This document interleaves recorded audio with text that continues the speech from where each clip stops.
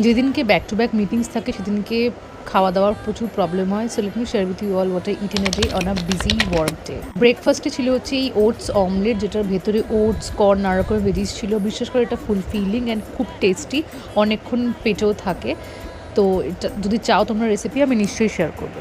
So meeting একটা শেষ করার পর আমি চলে গেছিলাম হচ্ছে ডাব খেতে। ডাব নিয়েছিল হচ্ছে 50 টাকার। বিশেষ করে 2-3বার সিপ নেওয়ার পরই শেষ হয়ে গেছিলো, আর তাতে নাকি আবার মালাইও হয়ে গেছিলো। কলেজ স্ট্রিটের দিকে যেহেতু মিটিং ছিল তাই জন্য আমি ওখান থেকেই ফেলুদার আম পুদিনার শরবতটাও খেয়েছিলাম। ঠান্ডা ঠান্ডা ছিল, বাট খুব ভালো ছিল খেতে। দেন যেহেতু আমি লাঞ্চ বাড়ি থেকে আনিনি তাই জন্য আমাকে বাইরে থেকে লাঞ্চও আনতে হয়েছিল। আমি নিয়েছিলাম হচ্ছে 2টো রুটি, পনির, কাবলি চানা আর ঘুগনি। আমাদের অফিসের নিচেই পাওয়া যায়, খুবই টেস্টি ছিল।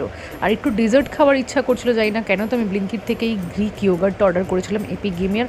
খুবই টেস্টি, নর্মাল ইয়োগার্টের মতো নয়, একটু থিক বাট খুবই টেস্টি। এত হেক্টিক ছিল যে আমার একটু কফি লাগতো, তাই জন্য বিকেলবেলা আমি অফিস ফেরার পথেই আইসড আমেরিকানো খেয়েছিলাম, যেটা খুবই টেস্টি ছিল, বাট একটু অ্যাসিডিটি বেশি মনে হয়েছে, বাট আমি এনজয় করেছি। তোমাদেরও কি কারো আইসড আমেরিকানো পছন্দ? আমাকে নিশ্চয়ই জানিয়েছে। That's it, see in the next video, by.